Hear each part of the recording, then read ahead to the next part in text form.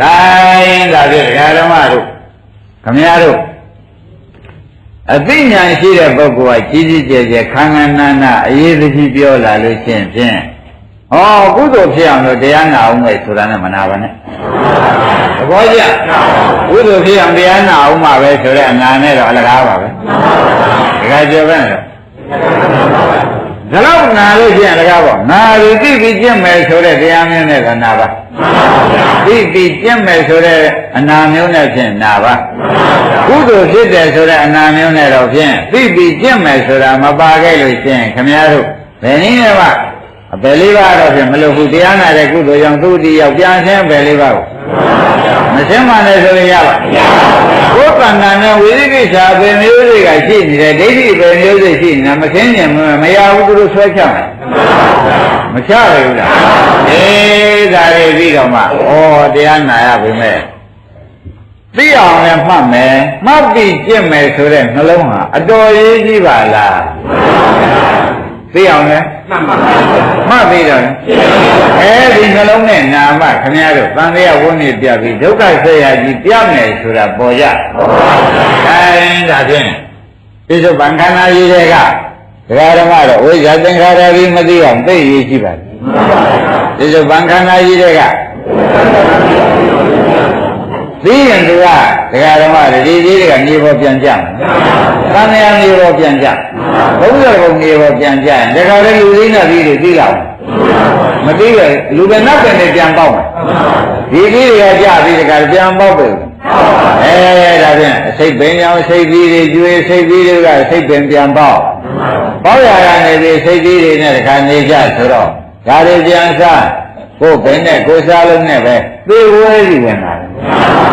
သဘောကျအဲ့ဒါကြောင့်ဒကာဓမ္မတို့သမင်းများရေးဆိုလို့ရှိရင်ဘုရားခင်ကိုရမေကြီးဟာ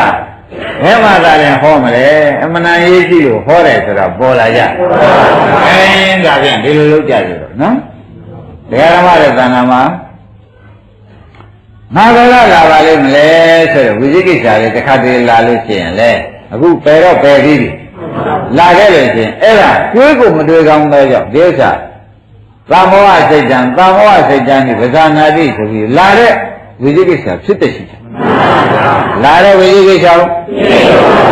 ဘယ်ဘုရားဟောကြုံမေးတော့စိတ်တံဥပါဒနာဂရိခံဘုရားဆိုသူမစွန့်တဲ့သာမောဟစိတ်တံသာမောဟစိတ်တံဒီပဇာနာတိနဲ့ရှုချပါရှင်းမလားသာမောဟစိတ်တံသာမောဟစိတ်တံဒီပဇာနာတိဆိုတော့ဝိသိကိစ္စမောဟကိုမောမှုတွေးတဲ့ကကိုအဲ့တော့ဒါလေးဖြစ်တဲ့ရှုချဖြစ်တဲ့ရှုပြီးဒီကရသူရှင်းသွားတဲ့ချိန်ကြတော့မှခန္ဓာ၅ပါးတွေကကိုကြိုက်ရဝေဒနာဘုန်းကြီးပေးထားတယ်ဝေဒနာကြိုက်တဲ့ပုဂ္ဂိုလ်ဝေဒနာပြန်ရှိစိတ်ကြိုက်တဲ့ပုဂ္ဂိုလ်စိတ်ပြန်ရှိတော့ဝိသိကိစ္စလည်းရှိသေးရလားဝိသိကိစ္စကိုလည်းဝိသိကိစ္စကသေသွားတယ်အနိစ္စဖြစ်ရှုတာကမက်ကဖြစ်သွားတော့မက်ကဝိဇ္ဇာလာဖြစ်ဟောအဝိဇ္ဇာချုပ်သွားပြီအဲ့တော့ဒီလုံးနေတဲ့ဒါဝိဇ္ဇာမှမရှိဘဲနဲ့ဒီသင်္ခါရနှစ်ခုကအဝိဇ္ဇာပြစ်เสียရှိမှသင်္ခါရနှစ်ခုလာမှာအဝိဇ္ဇာပြစ်เสียဆိုတာအကြောင်းသိလိုက်တော့သင်္ခါရနှစ်ခုကလာပါဆိုလို့အဲ့ဒါကြောင့်ဖြစ်တဲ့ခမည်းတော်ဝိသိကိစ္စလည်းဝိသိကိစ္စဖြစ်တဲ့ရှုရင်လေဝိဇ္ဇာဖြစ်ပါအဝိဇ္ဇာချုပ်သွားပြီသဘောကျအဝိဇ္ဇာချုပ်တော့သင်္ခါရဝိညာဉ်နဲ့ဇာတိဇရာမရဏဒုက္ခတွေဘယ်နဲ့နေလဲဟိုရေကောင်းနဲ့ချက်လိုက်ရေကောင်းနဲ့မျိုးကြတာလေးဖြတ်လိုက်ပြီမျိုးစီလေးဖြတ်လိုက်ပြီရေကောင်းနဲ့ဖြတ်လိုက်ပြီရှင်းမလားဒီဟာဖြစ်တဲ့ရှုနေတော့လိုချင်သေးမလိုချင်တော့ဒီသင်္ခါရဆိုတာကလည်းအာလောဘဖြစ်သွားပြီသင်္ခါရကဘာဖြစ်သွားအရင်ကတော့လောဘနောက်ဘာဖြစ်သွားဖြစ်တဲ့ရှုလိုက်တော့မလိုချင်တော့ဝိဇ္ဇာချုပ်သင်္ခါရရောချုပ်မချုပ်ဘူးလားအဲ့တော့ဒီဓမ္မတွေကဝိသိကိစ္စဖြစ်တဲ့ရှုဝိသိကိစ္စမရှိမှသာရင်ခန္ဓာ၅ပါးတွေကဆရာပေးထားတဲ့ကြောက်ရဝိပဿနာတစ်ပါးပါးကိုခင်ဗျားတို့ဘာလို့อ่ะ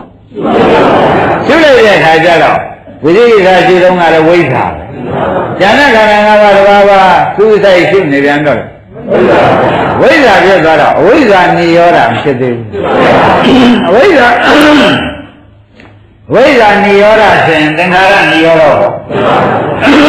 သင်္ခါရနိရောဓဖြစ်တယ်ဆိုတော့ဩဒီခန္ဓာပင်ကြီးကအရင်လိုဓမ္မတွေ အဝိဇ္ဇာသင်္ခါရဆိုတဲ့မျိုးစိတ်တွေကြံကြသေးတယ်မျိုးစိတ်ကိုမကြမျိုးစိတ်မကြတော့နောက်ခန္ဓာဝင်ကြီးပေါက်ချင်ပါတယ်ဆိုလို့နောက်ခန္ဓာဒုက္ခသစ္စာဝင်ကြီးပေါက်ချင်ပါတယ်ဆိုလို့ဩဒါဘယ်နဲ့ကြောင့်ပါလိမ့်မလို့ဆိုတော့ခေါင်းကကလျာဏမိတ်တန်နဲ့ဆရာကောင်းနဲ့တွေ့ပြီးတရားနာပြီးကြလားကျင့်လိုက်တာနဲ့ပဲပထမဒီဘဝဒုက္ခပြီးနောက်ဒုက္ခပြတ်ထွက်တော့ဒီဘဝခန္ဓာဒုက္ခပြီးတော့အဲ့ဒါကြောင့်ဒီခန္ဓာ၅ပါးတွေကဖြစ်ပျက်ကိုခင်ဗျားတို့ဝိသိကိစ္စရအရင်ရှုဝိသိကိစ္စနိုင်ပြီလို့ရှိရင်ကျန်တဲ့ဝေဒနာကြရင်ဝေဒနာရှုဝေဒနာဥပါဒနာရှုစိတ်ကြရင်စိတ်ကြဥပါဒနာရှုလို့ဘုန်းကြီးမျိုးမျိုးပေးထားတယ်အဲ့ဒီပေးထားလိုက်ရှုလိုက်တဲ့ခါကျတော့ရှင်းဖြင့်မဲ့ခင်၅ပါးလာဖြစ်လာဘူးရှုတဲ့မဲ့ခင်၅ပါးလာဖြစ်ဘူးလားရှုတဲ့မဲ့ခင်၅ပါးထဲမှာတရားဓမ္မတို့သာသနာဖြစ်တဲ့အလောဘတွေအကုန်ပါအဲ့ဒီကအဝိဇ္ဇာသင်္ခါရချုပ်တဲ့တရားရှုတဲ့ဉာဏ်ကဝိဇ္ဇာသူနဲ့ဖြစ်ပေါ်ဖြစ်တဲ့တွေကသင်္ခါရချုပ်တာတွေလည်းပါဒါဖြင့်ဒီဟာဓမ္မတို့ဖြစ်ပြရှုတာဒီဝိဇ္ဇာသင်္ခါရချုပ်တဲ့အလုံး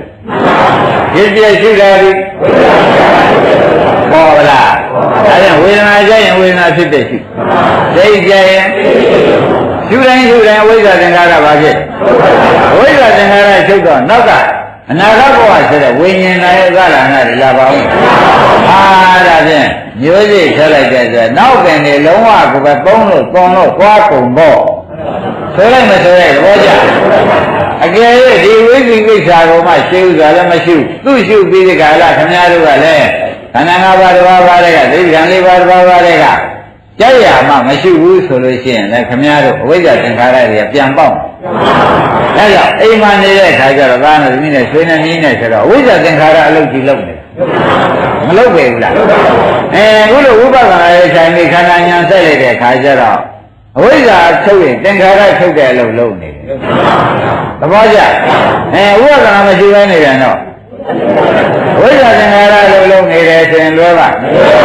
ကဲဝိပဿနာရှုပါပြီဆိုတော့ဝိဇ္ဇာသင်္ခါရချုပ်တဲ့အလုပ်လုပ်နေတယ်ရှင်းမလားဒါပြင်ခင်ဗျားတို့ခန္ဓာ၅ပါးကဖြစ်ပြတော့ဖြစ်ပြကဒုက္ခသစ္စာအဝိဇ္ဇာသင်္ခါရချုပ်အောင်လုပ်နိုင်တဲ့ဒီ၅ပါးကမဂ္ဂသစ္စာဒီဘက်ကနောက်ထပ်မျိုးမကြတာကသမုဒိယသေးတာမျိုးမကြတာကလေနောက်ခန္ဓာဝင်ကြီးမပေါက်တာကနိရောဓသစ္စာဒီလိုသစ္စာတွေဝင်သွားလို့ရှိရင်ခင်ဗျားတို့ကိစ္စပြီးတာပဲရှင်းမလားနိုင်ရှိပြီတော့ကြစို့